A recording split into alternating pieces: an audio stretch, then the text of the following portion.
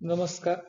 आज आपण B.Ed प्रथम वर्षातील अध्ययन आणि अध्यापन या अभ्यासक्रमातील अध्ययन संक्रमण या घटकाच्या बद्दल विशेष माहिती पाहणार आहोत. सर्वप्रथम अध्ययन संक्रमण म्हणजे काय या बाबतीत आपण जाणून घेऊयात. अध्ययन संक्रमण म्हणजे थोडक्यात एखाद्या कौशल्याचं दुसऱ्या कौशल्यामध्ये होणारा उपयोग किंवा अडथळा यालाच थोडक्यात आपण अध्ययन संक्रमण असं म्हणतो. हे जर शास्त्रीय व्याख्येच्या माध्यमातून जर बघायचे झाल्यास क्रो आणि क्रो यांच्या मते एखाद्या अध्ययन क्षेत्राकडून दुसऱ्या अध्ययन क्षेत्राकडे विचार करण्याच्या सवयी, ज्ञान, भावना, जाण, कृती, कौशल्य संक्रमित होणे यालाच अध्ययन संक्रमण असे म्हणतात. त्याचबरोबर वर्तनाच्या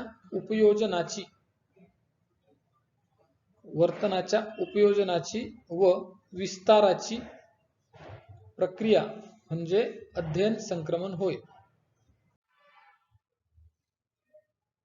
अध्ययन संक्रमणाचे आणखीन आपण व्याख्या पाहत असताना सुरुवातीला संपादन केलेले ज्ञान, कौशल्य, सवयी, वृत्ती किंवा इतर प्रतिसाद एका परिस्थितीमध्ये वाहून नेतो किंवा त्याची अंमलबजावणी करणे म्हणजे अध्ययन संक्रमण होय. थोडक्यात अध्ययन संक्रमणाबद्दल मानसशास्त्रामध्ये आरसा चांदणी हे उपकरण आहे. या उपकरणाच्या माध्यमातून एक मानसशास्त्रीय प्रयोग केला जातो. याच्यामध्ये उजव्या हाताने एका विशिष्ट 2 रेषांच्या मध्ये रेखाटन केलं जातं आणि ते रेखाटन करत असताना जर उजव्या हाताला सराव दिला जातो आणि कालांतरानं तो जर डाव्या हाताला तितक्याच पद्धतीनं तेवढा कमी चुका होता जर करता आला तर अध्ययनाचे संक्रमण तेवढ्या प्रमाणात झाले असे आपणास म्हणता येते. अध्ययन संक्रमणाचे काही प्रमुख प्रकार आहेत. त्या प्रकारांबद्दल सुद्धा आता आपण या ठिकाणी माहिती घेणार आहोत. अध्ययन संक्रमणामध्ये सगळ्यात पहिला किंवा महत्वाचा प्रकार धन संक्रमण. धन बघा त्या शब्दाच मध्ये त्याचा अर्थ आहे एका परिस्थितीत केलेल्या अध्ययनाचा दुसऱ्या परिस्थितीत करण्याच्या अध्ययनावर जर अनुकूल परिणाम होत असेल किंवा एका विषयाचा केलेला अभ्यास दुसऱ्या विषयाच्या अभ्यासासाठी उपयुक्त ठरत असेल तर त्याला धन संक्रमण असे म्हणतात.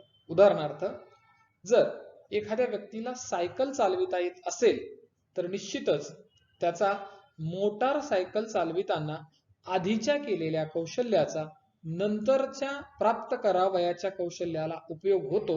म्हणजेच आधी प्राप्त केलेलं ज्ञान नंतर प्राप्त करावयाच्या ज्ञानासाठी महत्वाचं ठरतं. त्यालाच आपण अध्ययनाचे धन संक्रमण असं म्हणतो. त्याचबरोबर विविध उदाहरणं देता येतील. उदाहरणार्थ एखादी गृहिणी, त्या गृहिणीला जर पोळी किंवा चपाती करता येत जर असेल तर निश्चित ज्यावेळेस दुसऱ्याच कौशल्याच्या वेळेस भाकरी किंवा विशिष्ट प्रकारचे लाटून करावयाचे पदार्थ जर करायचे असतील तर निश्चित आधी केलेल्या ज्ञानाचा नंतर होणाऱ्या परिस्थितीमध्ये उपयोग होतो आणि यालाच आपण अध्ययनाचे धन संक्रमण असं म्हणतो. त्याच्यानंतर आहे बघा दुसरा आणि महत्वाचा प्रकार ऋण संक्रमण. नावातच आहे धन आणि ऋण म्हणजे थोडक्यात आपल्याला या ठिकाणी असं म्हणता येईल की या ठिकाणी परिणाम अनुकूल होतो तर या ठिकाणी परिणाम हा प्रतिकूल होतो. आपण ते व्याख्येच्या माध्यमातून समजून घेऊयात.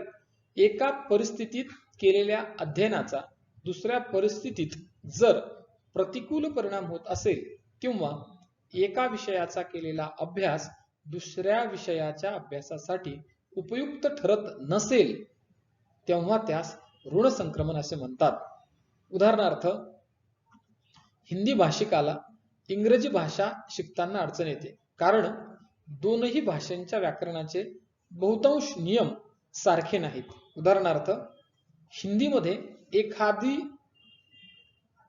वस्तू किंवा एखाद्या व्यक्तीचं शब्दाचं लिंग हे स्त्रीलिंग जर असेल तर तेच मराठीमध्ये पुल्लिंग सुद्धा असू शकतं. उदाहरणार्थ हिंदीमध्ये मराठीमध्ये म्हणताना ते पोलीस आलेत असं म्हटलं जातं परंतु हिंदीमध्ये म्हणताना वह पुलिस आई इस प्रकार म्हणजेच पोलीस या शब्दाचं लिंग हिंदीमध्ये हे स्त्रीलिंगवाचक शब्द आहे, तर मराठीमध्ये तोच शब्द पुल्लिंगवाचक आहे. थोडक्यात काय, जर अशा पद्धतीचं जर आधी ज्ञान प्राप्त केलं असेल आणि नंतर तीच व्यक्ती जर हिंदीचं ज्ञान प्राप्त करत असेल तर निश्चित त्याला अडथळा निर्माण होऊ शकतो. म्हणजेच एका गोष्टीत प्राप्त केलेलं ज्ञान दुसरी गोष्ट प्राप्त करत असताना जर अडथळा येत असेल तर त्याला ऋण संक्रमण असं म्हणतात. त्याचबरोबर तिसरा आणि शेवटचा प्रकार अध्ययनाचे शून्य संक्रमण. या दोनही प्रकाराचा परिपाक याला आपण म्हणूयात. थोडक्यात एकदा प्राप्त केलेल्या कौशल्याचं ज्यावेळेस आपल्याला नंतर कौशल्य प्राप्त करायचं असतं, त्यानंतरच्या प्राप्त होणाऱ्या कौशल्यामध्ये किंवा एखादी गोष्ट शिकायची असते त्याच्यामध्ये ज्याचा सकारात्मकही आणि नकारात्मकही किंवा कोणताही परिणाम होत नाही, अशा वेळेस होणाऱ्या संक्रमणाला शून्य संक्रमण असे म्हणतात. त्याच्या व्याख्येच्या माध्यमातून बघूयात आपण. एका विषयाचे अध्ययन करताना दुसऱ्या विषयाच्या केलेल्या अध्ययनाचा फायदा व तोटा होत नसेल किंवा एका परिस्थितीमधील अध्ययनाचा दुसऱ्या परिस्थितीमधील अध्ययनावर अनुकूल किंवा प्रतिकूल परिणाम असा कोणताही होत नाही, त्याला शून्य संक्रमण असे म्हणतात. उदाहरणार्थ पोहणे व टंकलेखन करणे यांच्या बाबतीत कुठलंही संक्रमण होताना आपणास दिसून येत नाही. अशा पद्धतीने आज आपण थोडक्यात अध्ययन संक्रमण व अध्ययन संक्रमणाचे प्रकार याबद्दल माहिती घेतली आहे.